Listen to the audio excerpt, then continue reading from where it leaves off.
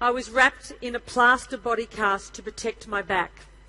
They strapped me to a bed. They spent an entire hour tilting the bed up.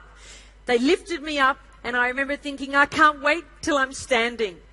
I already was standing. I had no feeling in my feet, so I couldn't feel my feet on the ground. They put me in a wheelchair attached to my catheter bottle, and then my father pushed me outside for the first time in almost 6 months. And sitting in my wheelchair, I looked up and felt the sun on my face and thought, how did I ever take this for granted? I felt so grateful for my life, so grateful to be alive.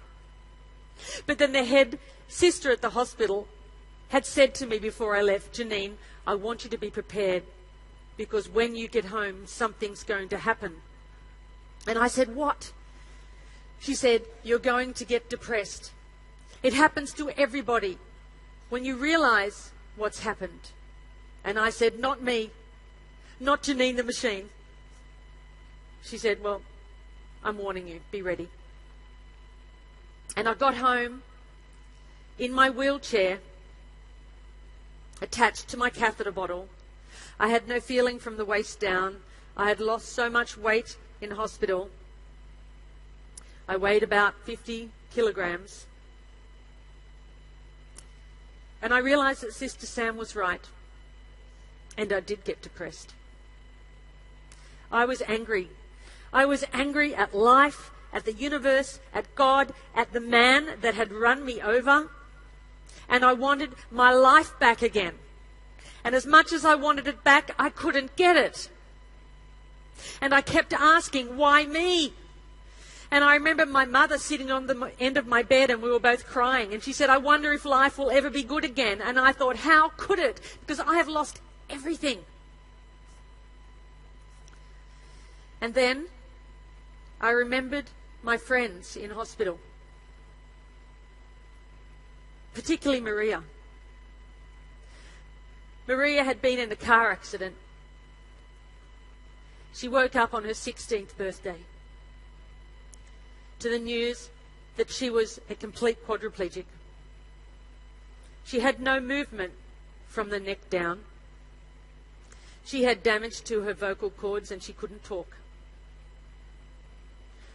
We knew that she was the most badly injured in the spinal ward.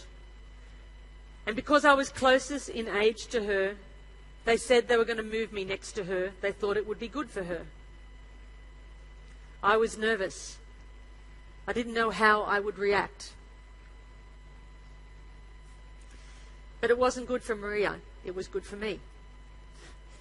It was a gift. It was a blessing. Because Maria always smiled. And when she started to talk again, albeit difficult to understand, she never complained. Not once. And I thought, how did she find that level of acceptance? And then I realized that it wasn't just my pain, it was everybody's pain. I realized that it wasn't just my life, it was life itself. And then I knew I had a choice. To keep fighting or to accept not just my body, but my circumstances in life.